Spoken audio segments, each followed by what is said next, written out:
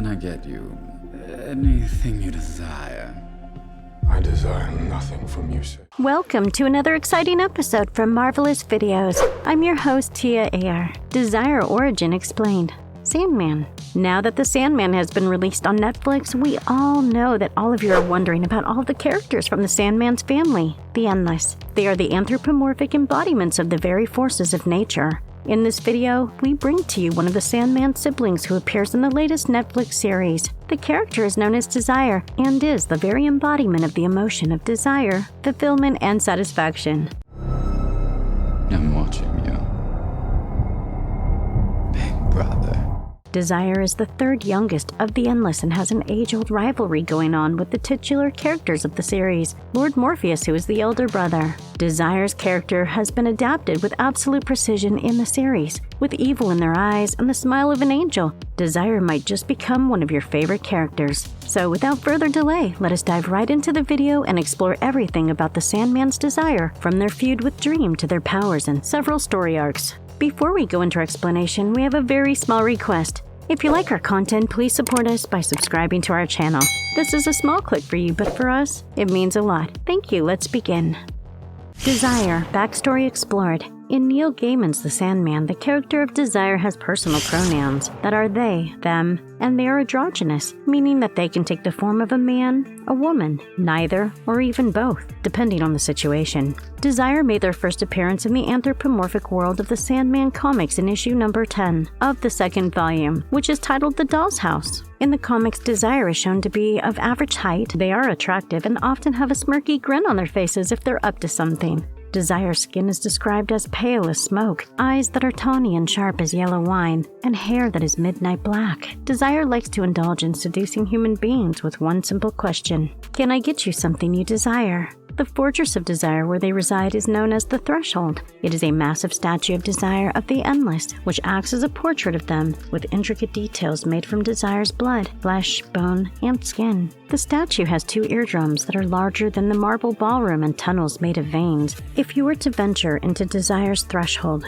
you would easily get lost and never find your way. However, Desire lives in the heart of this giant cathedral of their body. They are the third youngest of the Endless siblings and have a twin known as Despair. Their father is Time, who is the embodiment of time, and their mother is Night, the embodiment of the eternal darkness that existed before the birth of the universe. According to their brothers and sisters, Desire is easily not the most favorable sibling because they are known to be the most wicked among them. The Endless have a sigil that their siblings can use to call upon them and enter each other's realms. Desire's sigil is befitting of their personality. It is a heart made out of cut glass. Desire is known to be the Endless who loves interfering in the affairs of their elder siblings, especially Dream. In fact, in order to accomplish their mischievous plans, Desire often teams up with their twin, Despair, and the youngest Endless, Delirium. Since Desire is the anthropomorphic personification of desire itself, they reflect the emotion of desire and fulfillment that is common to all human beings. Desire also takes great pleasure in tormenting people who believe they are devoid of emotion. They act as a reminder to those people that their desires control them and not the other way around. The Endless appeared when the first living being came into existence, and they exist because human beings inherently believe in them. Dream and Death have tried numerous times to make Desire understand this, but they refuse to accept it. Desire believes that they are superior and control humans. They are self-centered and care about nothing other than their own desires. They also hate it when Destiny, Death, and Dream act like their realms are more important than Desire. In fact, Dream and Desire have a long-standing grudge against each other, and they are the last of the Endless who will ever get along. Desire constantly tries to meddle in Dream's affairs and manages to get on his nerves several times, and in the midst of constantly taunting Dream, Desire often ends up remarking on Dream's faults, which annoys him even more. This feud between Dream and Desire starts eons ago towards the beginning of the universe's inhabitation. This story is introduced to us in Endless Nights, which is a graphic novel written by Neil Gaiman and is set billions of years before the story arc of the Sandman. Dream and Desire used to be very close, and they were Dream's favorite sibling. Dream met Kalala of the Glow and became infatuated with her. She is from the Meltosian species, and one of the first of her kind to be able to use her mind to harness a glowing green force known as the Glow. While experimenting with her new glow powers, she managed to make contact with Dream in his realm, which is known as the Dreaming. Dream soon fell in love with her, and their romance was so passionate that it consumed him. him. He even introduced her to Desire, but little did he know that Desire had their own plans. They started influencing and manipulating Kalala. One day, Dream took her to a gathering of stars, which were actually embodiments of multiple suns. When she saw Sto'oa, the star that her home world orbits around, she immediately fell in love with him as a result of Desire's manipulations and decided to dump Dream. Dream watched her in the arms of Sto'oa and was left heartbroken. When he realized that Desire must have been responsible for Kalala's change of heart, he confronted them. Desire had nothing to say and only kept smiling at Dream, because his pain gave them pleasure. When Dream left, Desire made a remark to their brother Destruction by saying, "Doesn't he have a sense of humor?" Well, it is clear that this incident that Desire does not worry about the consequences of their actions because everything is fun and games for them. Dream lost all affection he had for Desire after the sorrow and heartache that they had caused him. Ever since then, the two have never seen eye to eye, and Desire continued to create a mess for Dream every chance that they got. In the new Netflix series, The Sandman, they did not show Kalala's story, but we can hope that they might get into it in the future, since they did introduce us to Dream and Desire's rivalry in another dramatic story of Desire's destructive plans. Big brother. Amazing story of Desire from the Sandman Netflix series.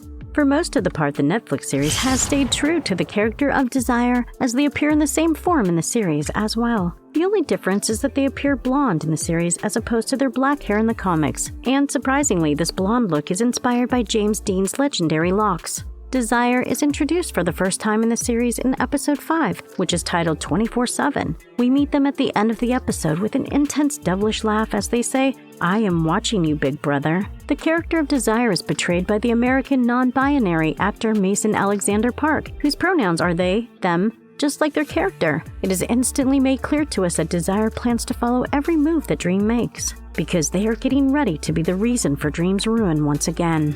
In the next episode, titled The Sound of Her Wings, we see Desire's magnificent cathedral, the Threshold.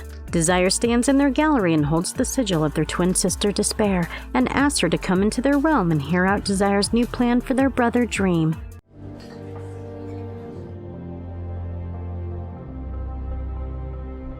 And in the episode titled The Doll's House, we get to know a lot more about Desire's plan as Despair appears after Desire's many pleas to talk to them. Desire confesses that now that Dream has managed to free himself from the imprisonment of Roderick Burgess, it is time for them to begin a new plan that would lead to Dream's downfall. They also suggest that perhaps they had something to do with Dream's imprisonment, but nothing is ever said explicitly.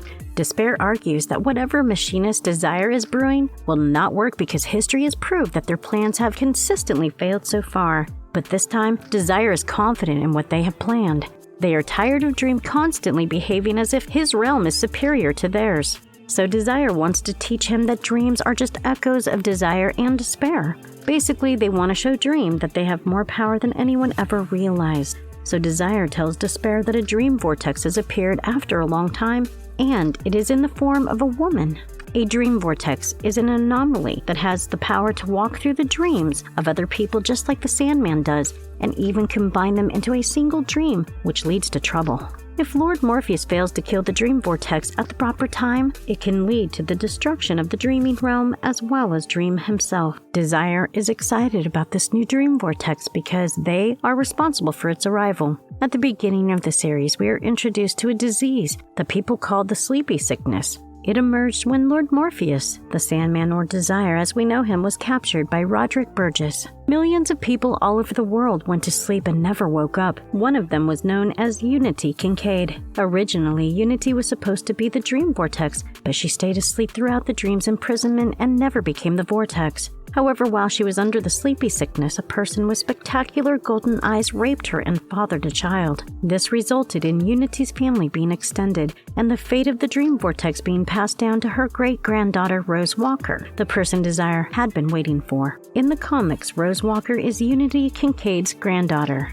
But this change is not that significant, so it still serves the story in the series well enough. Now, the person who caused the passing down of the dream vortex is obviously Rose's great-grandfather. As it turns out, this person with golden eyes is actually Desire. They fathered a child with Unity, so it would lead to the formation of a dream vortex, and Dream would be forced to kill her. This is disastrous for Dream because the Endless have to live by a rule which states that they are not allowed to kill a member of the Endless family. If they did, it would lead to their inevitable demise. Since Rose Walker is the great-granddaughter of Desire, she is now one of the Endless. So if Morpheus kills her, Desire's plan for Dream's destruction will be fulfilled. For a moment, it seems like everything was working as per Desire's plan, since Dream was almost about to kill Rose. However, he was saved just in time when Unity came through and decided to be the Dream Vortex in place of Rose Walker, as it was her destiny. She told Dream about the person with golden eyes, who was Rose's great-grandfather, immediately realized that it was Desire all along. Unity became the Dream Vortex by taking the very essence that made Rose the Vortex. Unity died and Dream did not have to kill Rose. As a result, he was saved from an awful fate. Towards the end of the first season, Dream decides to pay Desire a visit by holding her sigil. Mess with me or mine again and I shall forget your family. Desire smiles at him and tells him that he is always welcome in their chambers. They were in their ever-so-cunning mood and pretended as if nothing had happened, and when Dream said to them that they knew everything, Desire smiled since this time, their plan almost worked. Dream stormed off while warning Desire to always remember that they are not strong enough to stand against him and should stop meddling in his affairs. But Desire feels proud to see that they have managed to get under his skin and promises Dream that they will draw blood next time. The season ends on a rather heavy note, with Desire's threat as well as Lucifer Morningstar planning something against Lord Morpheus. We definitely have very high expectations from the second season because at this point any number of battles are bound to happen. Perhaps Desire might join forces with Lucifer since they both want the same thing, that is to destroy Dream. After all, it will certainly be a ferocious battle if the ruler of Hell and an Endless decide to be on the same side of it. But don't worry. I have a new one. What makes Desire so powerful? Desire is considered to be the most malicious of all of the 7 Endless siblings. Apart from their infamous rivalry with Death, they also can use their very essence in order to meddle in the lives of human beings. Desire is the very embodiment of the human tendency to want and crave for what they cannot have. It is the pure emotion of desire at its very core. It represents both the physical as well as emotional desires of human beings. In fact, even as opposed to it, desire is also the lord of satisfaction, the emotions humans feel when they have finally achieved what they desire. Since desire is one of the Endless, their divine disposition makes them omnipresent. Every human being is plagued by the emotion of desire, so they are present everywhere and at all times. However, they cannot be seen by humans. Since desire is androgynous, they also have the power of shape-shifting and can change their appearance and clothing as per their needs. They have the power of all the magic that is present within the Endless siblings, and just like the rest of them, Desire is also omnipotent. They are technically immortal since it is almost impossible to kill an Endless. Desire can also travel between different realms and has the power to visit the mortal realm as well. As long as they have the sigils of their siblings, they can also visit their magical realms, but not without permission. The character of Desire is more complex than it appears at first glance. Since they are the 3rd youngest sibling, it is evident that they never received the same level of respect as their elder siblings. That has certainly led to some mental health issues since Desire constantly tries to show Dream that they are more powerful than him. Perhaps Desire believes that if Dream realizes the powers of Desire, he will respect them more. Despite that, Desire is the most self-centered Endless, and they also do not care about their actions as long as it is exciting and brings them satisfaction. They are certainly content with who they are. And if you liked our content, please don't forget to leave a like and subscribe to us if you haven't already. Have a good one. Be safe. Thanks, everyone. I'm always ready to listen to you, Desire.